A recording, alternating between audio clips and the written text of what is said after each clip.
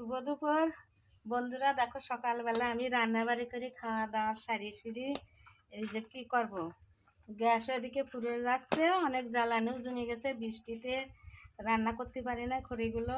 তাই এখন বৃষ্টি বাদল নাই, তাই উনুন নষ্ট হয়ে গেছে। তাই আমি এই যে উনুনটা ভাবছি যে সারিয়ে নিয়ে রান্না করা লাগবে, তো খড়িগুলো নষ্ট। রান্নাঘর তো নেই এখানে, এই চাল দিয়ে জল পরে রান্না করতে পারিনি, তাই উনুন আমার এই একদম নষ্ট হয়ে গেছে। তাই কি করব, এখন আমি এই দুপুরবেলা বসে বসে দেখো মাটি ছানি উনুনটা সারিয়ে নিচ্ছি। কি করবো, আস্তে আস্তে উনুনটা সারতে হবে, একদিনে তো সারা হবে না।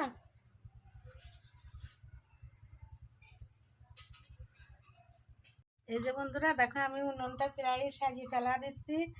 তা আমাদের তো গ্রামে বাড়ি, তা আমরা উনুনেও রান্না করি, আবার সময়তে গ্যাসেও রান্না করি। খড়ি জ্বালানি পুরানো জ্বালানি থাকে, তো তাই পুরা পুরা রান্না করি। দেখা যাচ্ছে গ্যাস ফুরো গেলে, আর এখন বর্ষার সিজনে আমি রান্না করতে পারি নাই, গ্যাস কেনাও একটু আমাদের সমস্যা।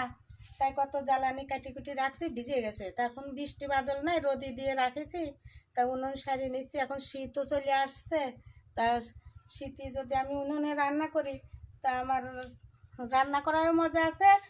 উনুনের পাশে থাকি যদি আমি এই উনুনে রান্না করি, তা শরীরেও আমেজ আসবে, শীত কম লাগবে, গরমও লাগবে।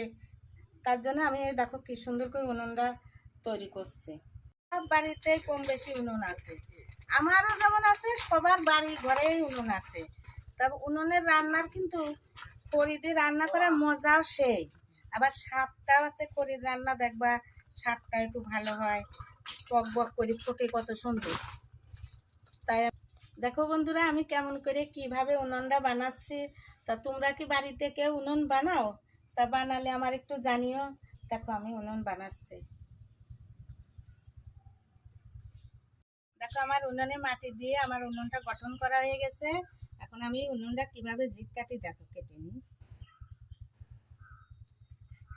নরম আছে তো, তাই একটু কাটতে একটু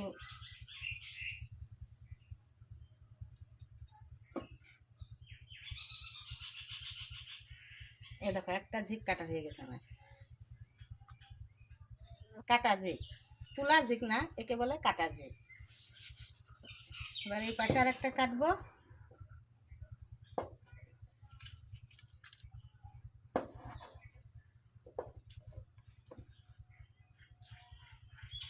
উনুনটা নরম আছে তো, তাই কাটতে একটু এভাবে হয়ে যাচ্ছে, তবে শুকা গেলেই ঠিক হয়ে যাবে।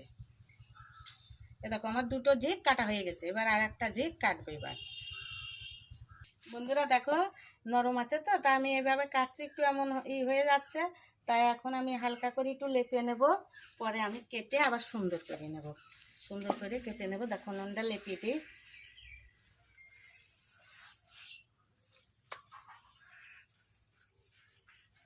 দেখো উনুনটা কেমন লাগছে, দেখো তোমরাও তো কাটো, আমিও কাটি। আমি কিন্তু উনুন কারোর দিয়ে কাটানি না। অনেকেই বলে আমার উনুন কেটে দাও, আমি বলি কি যে আমি উনুন কাটি এরকম, আবার তোদের কীরকম কেটে দেবো।